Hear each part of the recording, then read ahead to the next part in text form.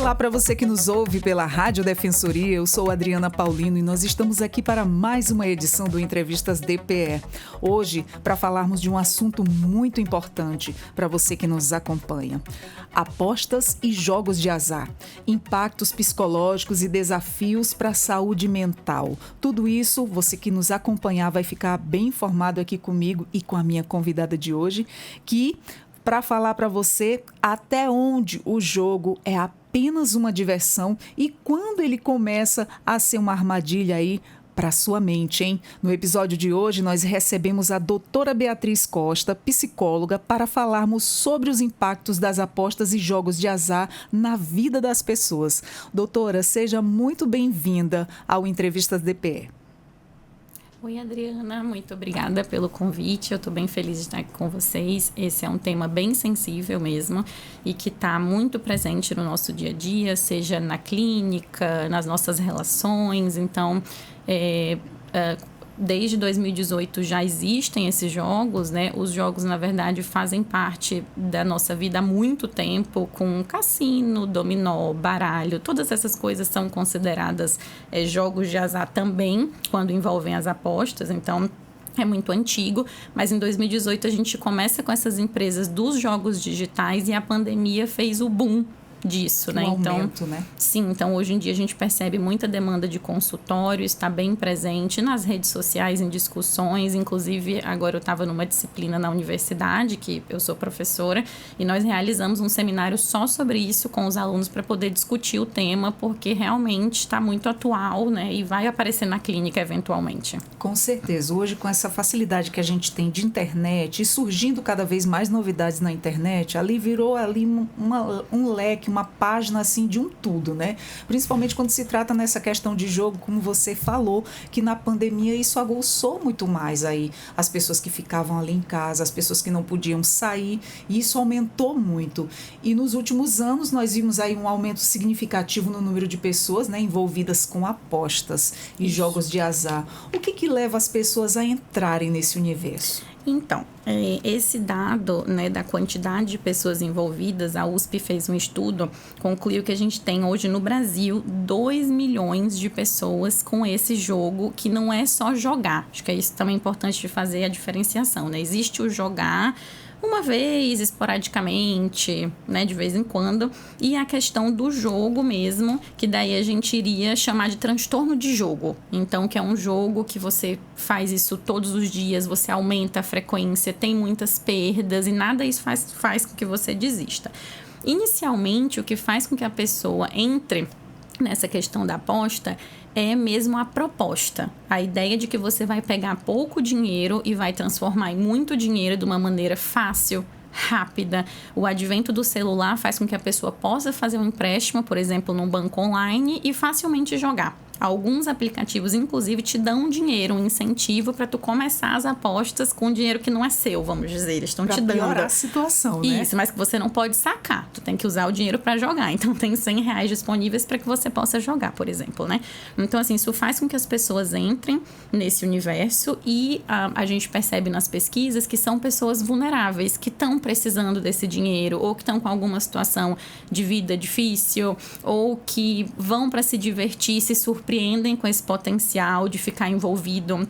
Porque o que acontece? Pensa que a gente já tem um marketing muito bom, né? A gente já percebeu isso nas redes sociais, o quanto que a nossa vida, de uma certa forma, é assistida, né? Então, essas plataformas têm ainda mais preparo para isso, as luzes, o barulhinho, esse incentivo do dinheiro, né? E aí existe uma questão, pensando de um aspecto mais comportamental, que é o seguinte: você ter essa chance de ganhar faz com que você fique envolvido no jogo, né? Então, isso a gente chama de reforço intermitente, a pessoa então, começa a se empolgar, né? Só de você saber que tem essa possibilidade. Então, por mais que eu saiba que eu vou perder, mas eu também posso ganhar.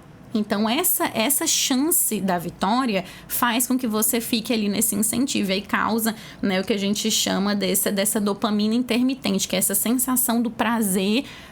Ganha e perde, mas tem o ganho. Uma hora eu vou ganhar. Só que o que acontece? Vamos pensar assim, né? Existe uma diferença também do jogo cassino e da aposta da bet esportiva. né? Vamos pensar que na esportiva, quando você joga, o jogo de futebol vai ter um resultado. Você pode apostar num resultado, você pode apostar num gol, num jogador. Ele é diferente, vamos dizer, do jogo de máquina que acredita-se ser 100% manipulado, que não tem uma chance de você ganhar. Você vai ganhar justamente para criar essa sensação da vitória, mas as perdas são muito maiores. E mesmo na bet, que é o jogo esportivo, hoje a gente também já sabe que existe manipulação, né? Inclusive, a gente teve um caso aqui no Brasil famoso de um jogador que foi suspeito de ter cometido um ato num jogo, uma falta, alguma coisa nesse sentido, para ter um ganho de apostas. Então, até mesmo nesse que seria, digamos assim, menos influenciado o resultado, a gente já sabe que ele pode ser manipulado também. Doutora, e até onde o jogo ele é apenas uma diversão e quando é que ele começa a ser uma armadilha, né, para a mente? A pessoa começa ali a ficar viciado, porque isso pode desencadear em umas pessoas, em outras não. Explica pra gente como é que isso ocorre e por quê. O que acontece? Hoje os estudiosos, né, o consenso o ideal é que você não jogue. Né? Não experimente, porque justamente como é uma questão multifatorial, que pode estar envolvida uma questão de uma predisposição sua, de uma possibilidade do ambiente ou de alguma questão de saúde mental já prévia que te incentive a entrar nessa atividade, né? Tá muito relacionado com depressão, ansiedade, outros diagnósticos, casos de suicídio, inclusive. Então, o ideal é a gente não experimentar, certo? Então, essa seria a primeira orientação. Depois, a gente vai ter os sinais de dependência. Então, hoje, para entender assim melhor, o transtorno de jogo, ele é reconhecido. Então, o DSM, né, a Classificação Internacional de Doenças, que usam tanto os psiquiatras como os psicólogos, já entendem esse transtorno de jogo como um transtorno. Então, ele existe, tem características para a gente observar. Então, não é assim, a pessoa jogou 2 vezes, nossa, está viciada, né? Então, existe um critério diagnóstico para a gente seguir. Tem que ter uma persistência de sintomas por mais de 12 meses, assim, então 1 ano de você ter esse comportamento, né, mais inadequado, vamos dizer assim. E tudo dentro da psicologia a gente vai tratar quando ele começar a afetar a tua vida em algum aspecto, né? E a questão do jogo pode afetar a sua vida no âmbito mental, financeiro, nos teus relacionamentos, né, na tua autoestima, começar a te isolar socialmente. Então, o que tem que ser um alerta, né? Quando a pessoa começa a ter uma preocupação excessiva com o jogo, então, não posso deixar de jogar. Tenho que estar o tempo inteiro checando o celular, vendo como é que estão as apostas, como é que está isso. Uma questão importante é que as apostas comecem a subir, então é isso, inicialmente eu vou com um pouquinho, mas à medida que isso vai passando, eu vou aumentando a quantidade, né, que eu vou apostando. Começar a relacionar o meu prazer com esse jogo, então, nada mais nessa vida legal que não seja estar apostando. Então, eu deixo de ver a diversão nas coisas que eu via antes, estar com a minha família, sair de casa, só o jogo passa a ser o meu foco, né? A coisa mais legal que eu tenho para fazer. Quando a gente tem acesso, né, à terapia, começar a pensar sobre isso, perceber o quanto que eu uso esse jogo para abafar os meus problemas. Então, também comecei a pegar o jogo como se fosse um mecanismo de proteção. Então, tem um problema, eu vou jogar. Tô triste, eu vou jogar. Então, eu começo a abafar também as minhas emoções, né, por cima desse jogo. Além disso, essas perdas financeiras bem significativas. Então, a gente também perceber, né, esse avanço. Então, são muitas questões. E um vínculo ali com o sentimento de culpa, de impotência, de você começar a ver que, olha, tá difícil de sair, né? Então, todos esses sinais, eles vão ser presentes. E uma coisa interessante é que os estudos mostram o seguinte, que os homens têm uma predisposição maior a se envolver com esse tipo de comportamento, mas percebe-se que eles começam a jogar mais jovens também. Então, às vezes, ele começou jovem o jogo, de uma maneira sem frequência, né? Então, não era sempre, não era todos os dias, e depois isso vai se tornando um transtorno de jogo ao longo da vida, e que as mulheres, de maneira mais interessante, quando entram nessa questão do transtorno de jogo, é de maneira mais tardia, mais numa idade mais avançada. Porém, tendem a, vamos dizer assim, ficar mais grave o transtorno mais rápido do que os homens. Então, tem essa diferença aí entre os gêneros que também é interessante. Nossa, quando a pessoa ela está ali no seu âmbito familiar, o jogo tomou conta da vida dela, ela já deixa de fazer ali algumas atividades do lar, que ajudava em casa, deixa de ir a alguns compromissos, perde alguns compromissos por conta do jogo. A pessoa passa o dia todinho com a cara no celular. Isso aí já é preocupante. O que a família pode fazer? Como chegar a essa pessoa? Como abordar de forma branda que a pessoa não se irrite? Porque o vício deixa a pessoa irritada. Você vai falar, poxa, sai desse celular um minuto, vai cuidar da tua vida, vai fazer alguma coisa. Você está deixando de fazer isso, isso e isso. Está só no celular o dia inteiro. Você não tem outra coisa para fazer. Quando vai trabalhar, volta para casa, é só isso o tempo todo. Isso já é um caso de procurar um profissional? Olha, o ideal seria, né? Então, a primeira coisa quando a gente vai fazer esse tipo de tratamento, o que torna muito difícil é que a pessoa que precisa do tratamento perceba, né? Então, quando tu diz a família já percebeu, mas às vezes a própria pessoa não percebeu. E a gente vê muito isso nos relatos, entrevistas. É que nem o vício do álcool. Isso. Às vezes, quando a pessoa... você tá vendo ali que tá demais, né? Tá fora do comum. E você fala, você não acha que você tá alcoólatra, que você tá demais, você deveria procurar uma ajuda profissional? A pessoa, não, eu não sou. Tá doido, eu não sou alcoólatra. E assim é como o jogo também, né? Isso. A pessoa, ela não se reconhece que tá viciado ali no jogo. Às vezes a família aborda e, nossa, eu não tô viciado, eu só tô jogando. E aí acha que não tá viciado. E aí é uma preocupação para quem tem alguém na família, e sempre todo mundo tem alguém que joga muito, né? Com certeza, não, isso é verdade. A gente chama isso que é a rede de apoio, né? A família, isso, os amigos. Então, assim, essa rede de apoio nesse tipo de tratamento é essencial. Né? Então, assim, inclusive frisar que não só o psicólogo, porque hoje quando a gente olha nos estudos, a terapia cognitivo-comportamental aparece como uma excelente opção, porque vai trabalhar o comportamento, as crenças relacionadas a esse comportamento. Então, ela é uma ferramenta importante, mas a gente também pode, dependendo da situação, se esse jogo, esse comportamento está linkado com outra questão de saúde mental, entrar com um psiquiatra também. Então, não é só o psicólogo que pode ajudar, né? Então, a gente pode ter um psicólogo, um psiquiatra, a família como rede de apoio. E o que é mais importante nesse momento, se você percebeu ou se alguém lhe procurou, é você ter total postura empática para ouvir. Então, primeiro ouvir sem julgar.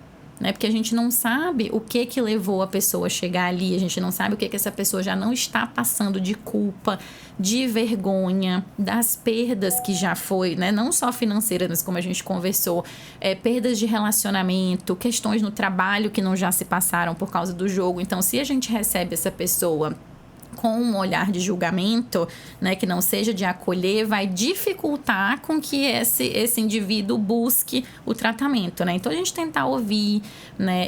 Como você disse, eu sei que às vezes a gente vê isso, a pessoa com a cara no celular o dia inteiro, né? E isso às vezes pode dificultar com que a gente tenha simpatia, mas tentar fazer isso para que essa pessoa chegue numa terapia, né? Ou até trazer nesse aspecto, olha, será que não seria legal você conversar com alguém? Não precisa ser comigo, mas que tal a gente procurar alguém para tu conversar sobre isso, contar dessa tua rotina, né? Porque tem uma questão, como a gente estava falando, da vulnerabilidade, que é dos adolescentes, por exemplo, que já existe um dado para adolescentes envolvidos com essa questão do jogo de aposta e também de pessoas mais velhas. Então, assim, num contexto de que você tem um tempo para estar ali no telefone, né? E eu acho que é importante a gente trazer essa questão também, porque aqui no Brasil a gente tem leis sobre bingo, sobre cassino, isso sempre existiu. Só que com o advento dessa questão online, como a gente conversou, piorou muito e a gente teve mais um caso que juntou aí, que eu acho que é um agravante, que foi a questão dos influenciadores, pessoas com muitos seguidores nas redes sociais incentivando esse jogo. E aí eu vejo aquela vida muito interessante, né, de muitos luxos, e eu também quero. Então, se essa pessoa está vendendo esse jogo como uma coisa positiva, eu também vou querer, né? E é interessante que começou a se discutir isso, como que a gente vai fazer uma regularização, para onde é que vai esse dinheiro.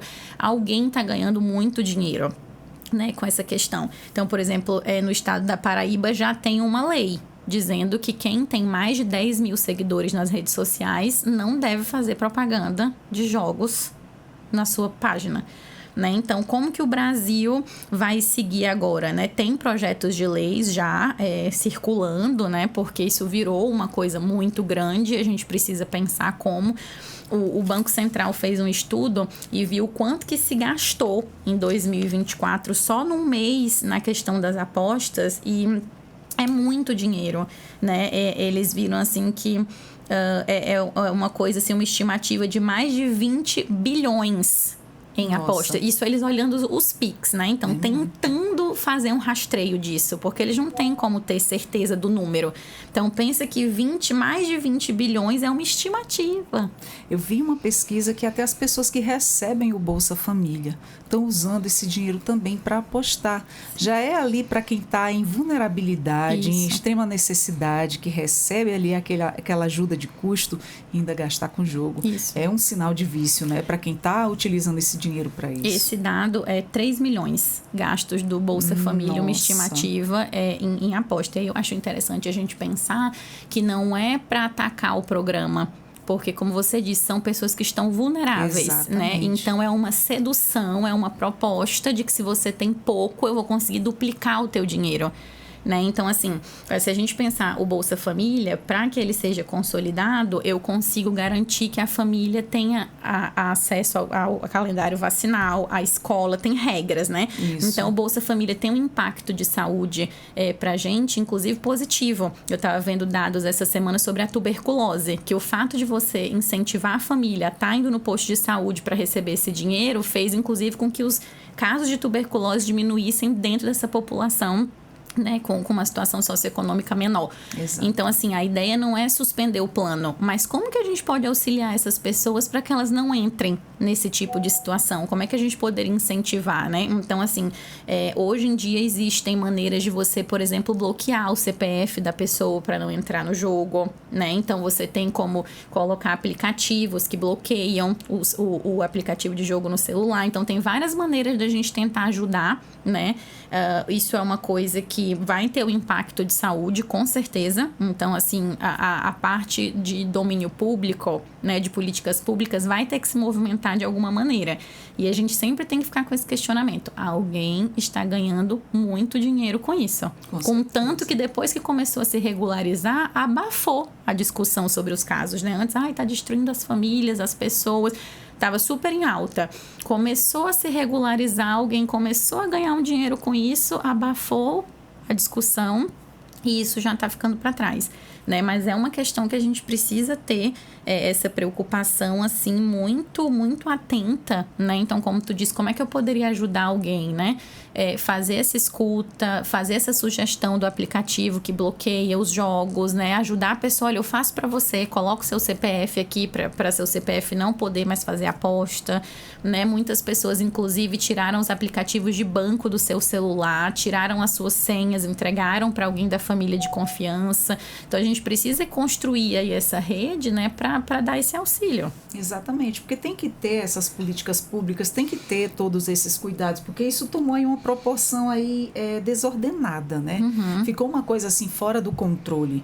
Então tem que haver esses outros métodos, essas outras maneiras de estar aí amenizando essa situação dessas apostas online, desse pessoal que vem na mídia, que tem muitos seguidores, que eles acabam sim ali ficando encantado com tudo aquilo, né? São pessoas que eles admiram, estão ali seguindo, a pessoa está mostrando para ele aquele produto, isso aqui você vai ficar bem e tal, eu já vi vários, né?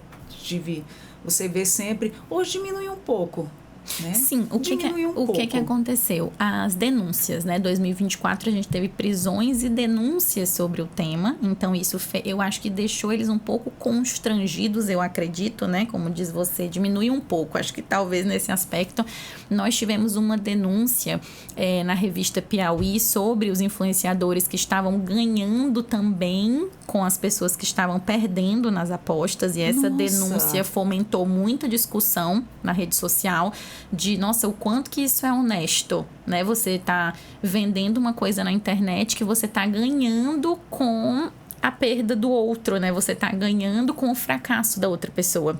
A revista fez essa denúncia e dentro da aposta da bet, né, que já está legalizada, né, mas nesse âmbito das bets foram feitas as denúncias. Então, acho que isso inibiu um pouco, né? Então, quando a gente tem essa questão mesmo da questão pública e social, quando as pessoas passam a dar um olhar para isso, a gente constrange um pouco esse avanço, né? Então, essas investigações fizeram com que muitas pessoas saíssem, alguns influencers deram entrevista negando que não sabiam sobre essa questão, mas assim, a gente vê nas redes sociais que é uma oferta, às vezes, de 200 mil para fazer um post. E tem influenciadores grandes e pequenos. Então, isso também é uma questão para a gente, né, pensar. Por que o influenciador aceita fazer um trabalho desse? Mas, às vezes, esse pequeno influenciador, para ele, esses 200 mil reais vai ser muito dinheiro. Né? Então ele, a frente, né, da empresa do jogo ganha de muitos lados, né? Conseguir fazer o influenciador levar o nome dela para frente, conseguir fazer com que as pessoas confiem nesse serviço. Então a gente tem aí uma longa caminhada pela frente para enfrentar. Isso já é uma questão de caráter também, né? A pessoa sabe que vendendo esse produto, porque, como você diz, eles recebem para fazer isso. Eles usam o nome deles que já está muito conhecido no mercado e as pessoas confiam, os seguidores, os próprios seguidores dele. Quem está ali vendo, você está ali navegando na internet, você não curte esse tipo de coisa? Por exemplo, eu não curto esse tipo de coisa. Graças a Deus não gosto. E aí você vai passando, tá lá um monte de anúncio de jogo, um monte de coisa. Notei que ultimamente sumiu um pouco, porque antes era alarmante, anúncio do tigrinho, tava demais. Ai, tal hora você entra porque vai dar dinheiro, não sei o quê, aparecendo tudo isso, sendo que às vezes quando você vai lá, clica em cima de uma coisa do teu interesse e fica aparecendo para você, era mesmo sem olhar, aquilo ali aleatoriamente aparecia. Isso é outra questão que a gente tem da rede social, né? Que é como que eles fazem esse engajamento do conteúdo. Né, que é outro drama que a gente está passando agora aqui no Brasil, tentando regularizar também essa questão da rede social. Então, assim, aí voltamos para aquela pergunta: quem está ganhando dinheiro com isso? Quanto de propaganda que foi pago para que isso fique aparecendo para todo mundo? Né? Como você está dizendo, eu não consumo, mas aparece para mim.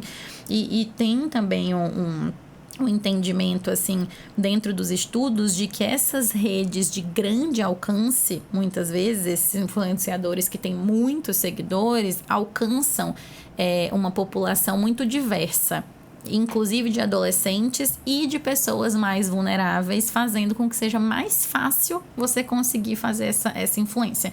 E isso não quer dizer, gente, acho que isso é importante de frisar, que só pessoas que estão em situação de vulnerabilidade social se envolvem com os jogos. Não é isso. Né? Tem pessoas também que não estão nessa condição e tem outros fatores que levam a pessoa a se envolver com jogos. Então, isso que a gente estava conversando é multifatorial. Não tem uma coisa que a gente vai dizer, é isso aqui, então é assim, né? A gente está falando fatores, né? Muitos de pessoas e é uma coisa muito complexa. Mas a gente pode pensar nessa questão que houve um influenciador que se posicionou assim, né? Eu vou fazer a propaganda, você tem que ser responsável e você joga se você quiser. Eu tô fazendo o meu trabalho, eu recebi para isso. Então, você tem que ter, né, um manejo pessoal, uma responsabilidade contigo e tomar a decisão correta. Só que a gente pode pensar, pegando uma coisa mais concreta, por exemplo, a questão do álcool. Certo? Todo mundo pode beber, está liberado, você sabe que você tem que, né, tem a lei, você tem que ter mais de 18, você pode beber, só que a gente precisou fazer uma orientação sobre a bebida para que isso não ultrapassasse questões sociais, né? Então, por exemplo, existe uma liberdade de escolha de eu poder beber ou não, mas a questão pública teve que vir dizer, tu podes beber, mas tu não pode dirigir, por exemplo. Eu preciso te dar um limite, né? Tu pode beber, mas quando for na eleição, não vai dar. Tu pode beber, mas só quando tiver 18. Então, a gente precisou, né, da questão da política pública para ter limites, porque a gente vive em sociedade, né? Então, por que a gente não faria isso com o jogo, nem com a internet? Por que a gente deixaria isso sem lei nenhuma, né, sem nenhum contorno para poder organizar esse uso, como a gente já falou, que está totalmente, né, não saudável e passando dos limites. Exatamente. Nem todo mundo sabe usar seu livre-arbítrio, né? Muita gente desenvolve o vício, outros não, mas enfim, tem que dar uma freada sim. E os estudos também mostram, né, que os jovens entre 18 e 24 anos, eles são aí os mais afetados, né, pelo vício dos jogos. E por que essa faixa etária ela é a mais vulnerável?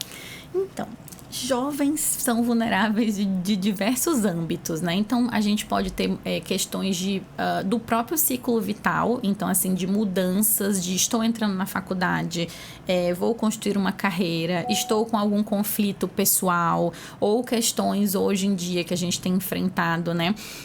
Mesmo da questão financeira, o quanto que tem sido, a gente sabe o quanto que é diferente hoje para você conseguir um primeiro emprego, que a gente tem que fazer muitas vezes, graduação, trabalho, um doutorado, uma pós, para você conseguir um trabalho. Então, a vida hoje desse jovem, ela é muito diferente da do jovem de alguns anos atrás, né? Então, como a gente conversou, bingo e baralho sempre existiu.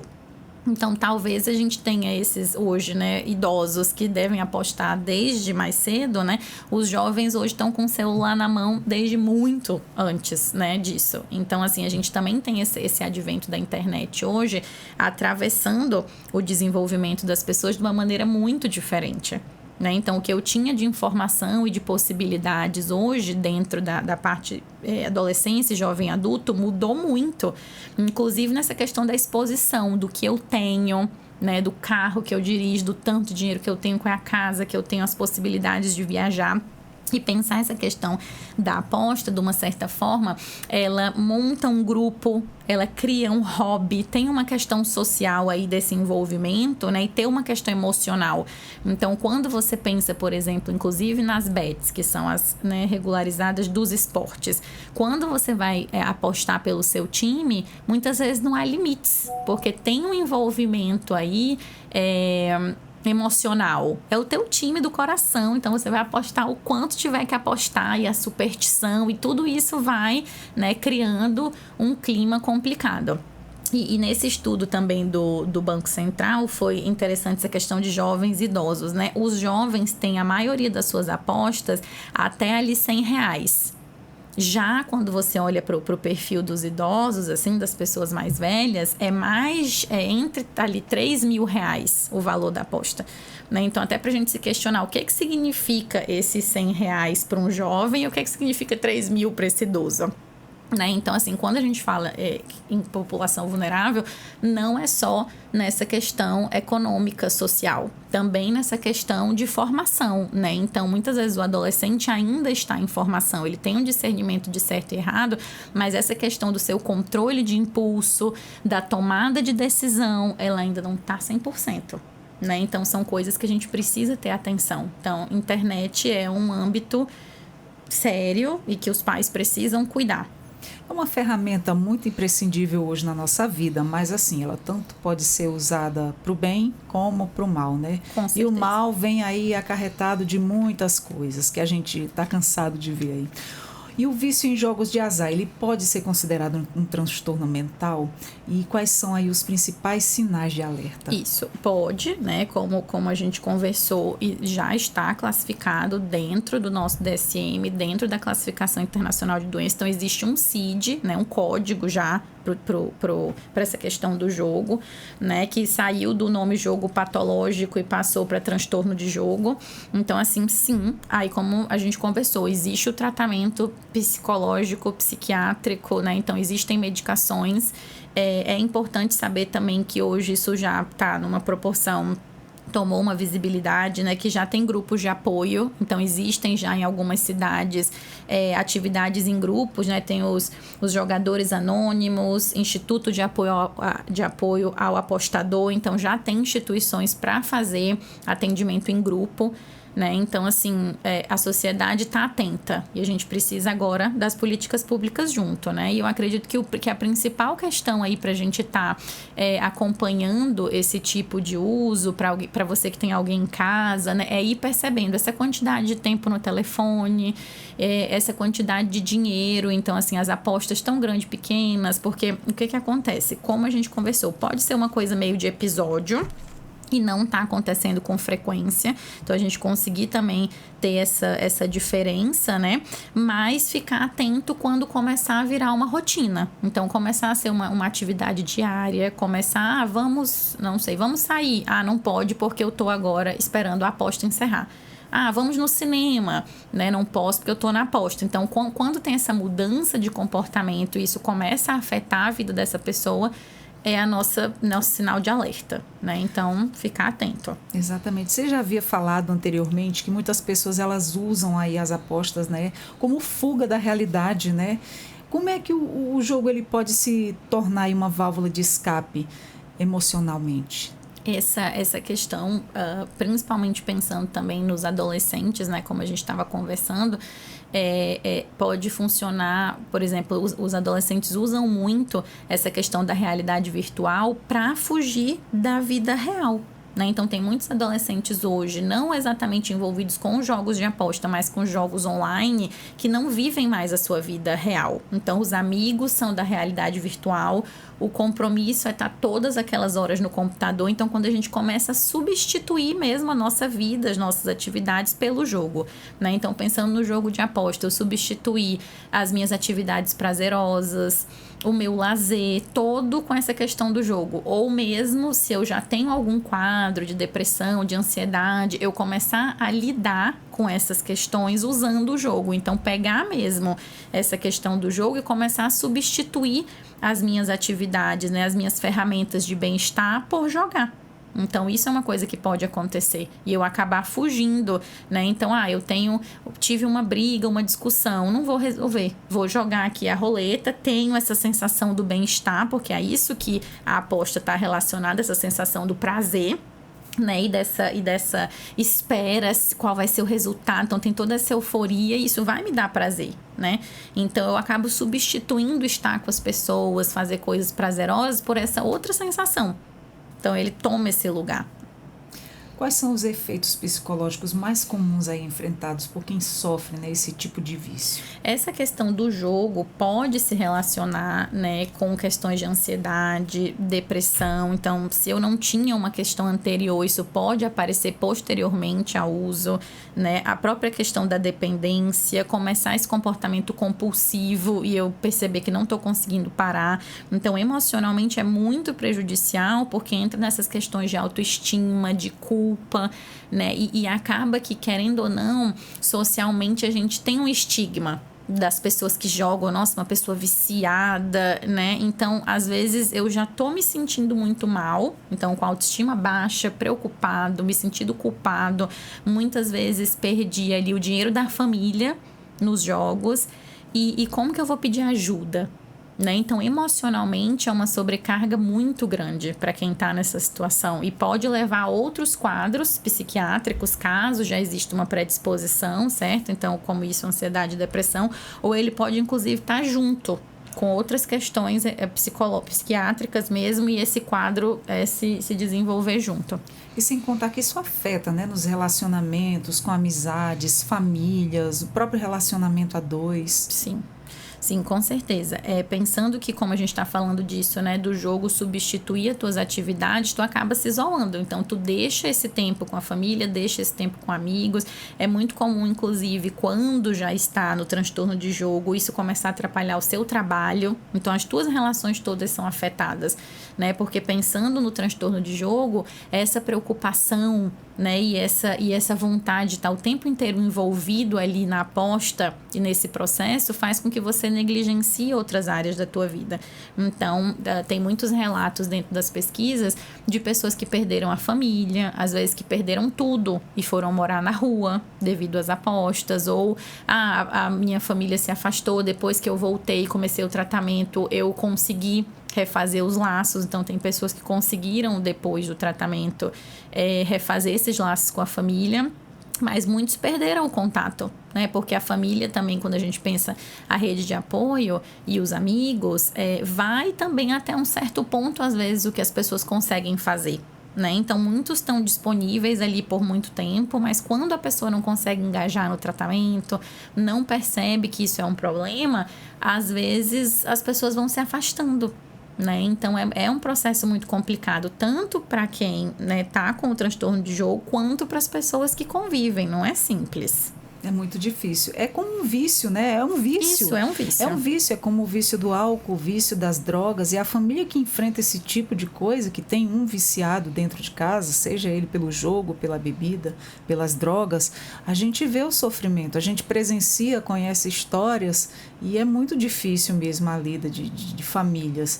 Em alguns casos, aí os jogadores compulsivos, eles chegam até a vender os bens, né? Isso. Ou também contrair dívidas para continuar apostando.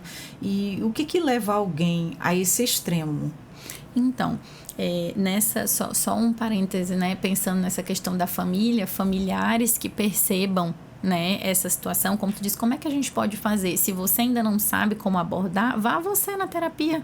Vá você pedir ajuda também, né? Porque a gente sabe que muitas vezes os familiares ficam com esse peso, com essa preocupação e não sabe como lidar também. Então, às vezes, você procurando um psicólogo para conversar, essa pessoa pode te dar orientações também, né? Com certeza tem profissionais já bem, né, ambientados com esse tema, então a pessoa pode, inclusive, te orientar. Então, isso é importante, né? Então, vá você também pedir ajuda. Não fique você nesse sofrimento e divida com outras pessoas, né? Porque, às vezes, tem familiares que tomam a frente desse tratamento e, muitas vezes, ficam sozinhos ali, né? Com aquele, manejando essa situação e você se esgota. Então, não faça isso, né? Se você perceber, peça ajuda, divida com outros familiares. E essa questão do jogo, o que acontece? Além de você entrar numa questão do controle mesmo desse impulso, de você não conseguir controlar, pelo que a gente conversou, dessa sensação de bem-estar, ter todo já esse processo, essa crença de que vai existir esse ganho uma hora, que você vai chegar naquele sucesso. Quando a gente está em situações assim, a gente consegue desligar o nosso senso de percepção do que é certo e errado, porque você está envolvido naquela situação, né? Então, assim, um paralelo meio mais parecido, quando a gente vai numa situação, por exemplo, de guerra. Você consegue desligar que não é certo, você está lutando contra o outro. Você consegue desligar esse senso de certo e errado, né? Então, acontece essa mesma coisa, a gente simplesmente desliga essa percepção.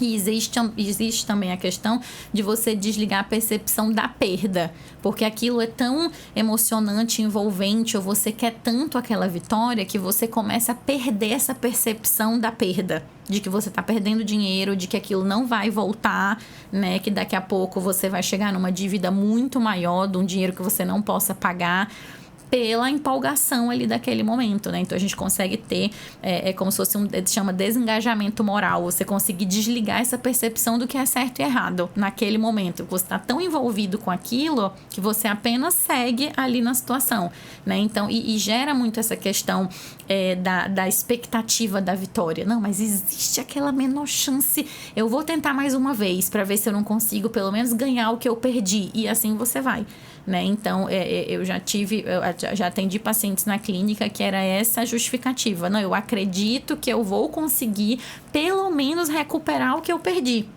Então, a pessoa segue tentando, porque fica ela se dando esperança o tempo todo, né? Exato. E o vício aí, muitas vezes a pessoa vai como uma válvula de escape. Mas aí essa válvula de escape, ela pode retroceder e ela pode virar aí um vício, né, em jogos, e poder aumentar aí o risco de depressão e suicídio. Sim, existem estudos já que relacionam essas questões dos jogos com depressão e também com índice de suicídio, né? Porque o que a gente entende? pode existir uma condição prévia, pode existir uma condição que vá se instalar devido a essa questão, né, do jogo, mas também em como lidar com isso que a gente está conversando, que é com a dívida. Existe uma dívida, muitas vezes, né? Quando a gente está falando dessa questão do transtorno de jogo, não é jogar de vez em quando, né? Então vai existir em um momento uma dívida, porque as apostas vão aumentando, o tempo que você passa ali vai aumentando. Então, como lidar com isso? Então, essa questão do suicídio aparece nos estudos, porque está relacionado com essa questão da autoestima, né, da culpa. Como que eu vou contar para a família que eu perdi tudo, né? E às vezes as pessoas acham que isso é uma solução, né? Então, assim, por isso que é muito importante quem está acompanhando alguém que pode estar nessa situação, ter essa atenção, ter esse cuidado, né, de perceber se isso tá demais. Ah, não, tá, a pessoa joga uma vez, de vez em quando, ou mesmo assim, família, vamos fazer um bingo, vai ter aposta, é uma outra situação. Eu acho que isso é importante da gente conseguir separar o que é uma coisa eventual, que acontece muito de vez em quando, e o que é uma coisa que está virando rotina, que está começando a atrapalhar, né, a vida dessa pessoa e tem impactos para que a gente possa intervir. Muito bem. Você havia falado que tem tratamento, né? O SUS ele já oferece aí um tratamento para o vício em jogos de azar. Como é que a pessoa dá a primeira entrada? Seria a porta de entrada do SUS, os postos de saúde? Aí de lá a pessoa seria encaminhada para um CAPS? Por onde? Como começar? Isso, normalmente sempre para a gente dar entrada você precisa ter o seu posto de saúde que te acompanha, né? A ideia da saúde da família é justamente poder fazer esse acompanhamento, porque como a gente conversou, existe o tratamento psicológico, existe o tratamento psiquiátrico, inclusive, dependendo de como que é o caso, né? E tem alguns CAPs, por exemplo, que tem atividades em grupo. Então, pode ser que no CAPS que você, né, procure já tenha, inclusive, algum grupo discutindo esse assunto. Então, realmente, a pessoa precisa ir na sua rede, começando pelo seu posto, para poder verificar o que tem disponível na sua região, o que tem ali já, né? Se não tiver, vai ser encaminhado. Aqui em Boa Vista, a gente tem alguns serviços de psicologia gratuitos, né, das universidades. Então, também é um lugar que você pode buscar essa ajuda, que vai ser um serviço que você vai ter ali um estudante de psicologia que é estagiário, mas que ele é orientado por um professor, então o caso é bem acompanhado e você pode buscar esse auxílio, né, de psicoterapia. Então, assim, tem que buscar o que tem disponível para a gente poder avançar e seguir no tratamento. A princípio, quando a família já detecta, né, que aquela pessoa ali da sua família está viciado, está se enquadrando nos quadros aí de uma pessoa viciada em jogos. No caso, ele detectar a primeiro passo da família, certo? Que você já havia falado que a gente, como familiar, deve também procurar uma ajuda, uma orientação de como lidar, mas já de início, de que forma, eu como pessoa acho que a gente deveria chegar de forma branda, mas você como psicóloga, de que forma a gente deve ali de início, antes de procurar ajuda, falar de forma branda, né? Não ir com raiva, não ir brigando, porque daí vai assustar e piorar a situação. A gente tem várias possibilidades, né, de como fazer essa abordagem. Então, assim, por exemplo, quando a gente tem casos difíceis e o familiar que percebeu não se sente à vontade de fazer essa abordagem, ele pode, por exemplo, pedir auxílio de outra pessoa. Então, tem um melhor amigo, tem um outro familiar que tem mais afinidade, né? Porque, assim, às vezes eu percebi e a gente já não tem uma relação muito boa. Então, talvez seja melhor, por mais que eu tenha essa intenção de ir brando, né? Se a nossa relação já não é boa, chamar uma outra pessoa que tenha um contato melhor com esse familiar e que possa chegar ali com vamos dizer assim, né, com um clima melhor para iniciar essa conversa. Mas digamos que isso não é uma possibilidade. Essa pessoa não vai me ouvir, eu acho que não tem ninguém que possa me ajudar. Então a gente pode tentar uma outra abordagem que é já buscar um profissional, né? Então, por exemplo, se essa pessoa vai no posto de saúde, tem um médico de saúde da família, eu posso conversar com esse médico e dizer, olha, tem uma suspeita, né, digamos que seja um idoso, e eu acho que está havendo, né, um transtorno de jogo. A pessoa pode abordar, inclusive, na sua consulta. Olha, como é que está seu dia a dia, o que é que você tem feito? Tu tem, né, acesso a jogo no celular, isso tem feito parte da tua rotina, né? E por ali, o próprio profissional de saúde construindo esse caminho com a pessoa e conversando, né? A mesma coisa a gente pode fazer se já existir um psicólogo que acompanha. Então, assim, o ideal é que a gente não tenha muito ruído, que a gente chama, né, esse envolvimento externo nos tratamentos. Mas quando a gente chega num limite, numa questão dessa de transtorno, de suicídio, precisa de intervenção. Então, às vezes, até o profissional, se ele percebe numa consulta que isso está acontecendo e que a pessoa não tem condições de fazer o manejo só, ele precisa quebrar o sigilo e entrar em contato com a família para dizer, olha, estamos percebendo, né, que está havendo um transtorno de jogo e precisa de um trabalho multiprofissional, a gente vai precisar de outro profissional para entrar aqui, preciso de ajuda da família, né, então tem que construir mesmo uma rede. Com certeza, a família é a base de tudo, né? Por ali que onde tudo sai é a forma de apoio.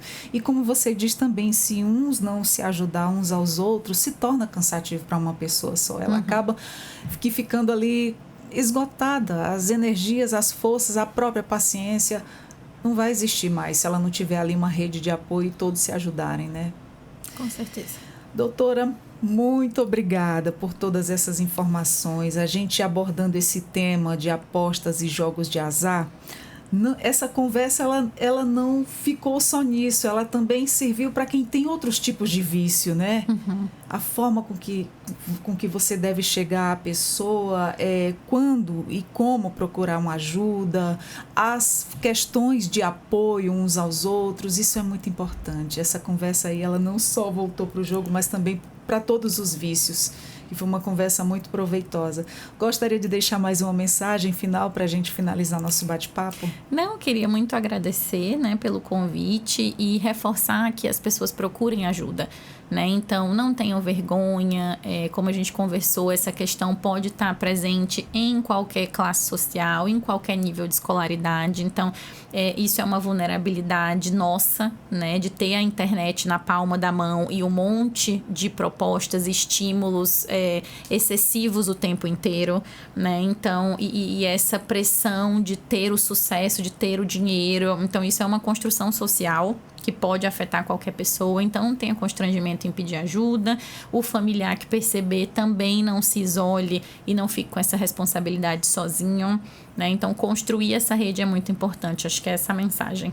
Muito obrigada, doutora. Quero dizer que o Entrevistas DPE está sempre de portas abertas para bate-papos como esse, tão importante e de extrema relevância. Tá bem, muito obrigada. Nós conversamos com a doutora Beatriz Costa, doutora em psicologia. Conversamos sobre apostas e jogos de azar, os impactos psicológicos e os desafios para a saúde mental. Você que nos acompanhou, meu muito obrigada. Você que nos acompanhou também repasse essa mensagem. Tem alguém na família que está passando por isso? Conhece alguém que está passando por essa situação de vício em jogo? Espero que tenha aproveitado essa nossa conversa do início ao fim, porque foi muito proveitosa, cheia de informação e conhecimento.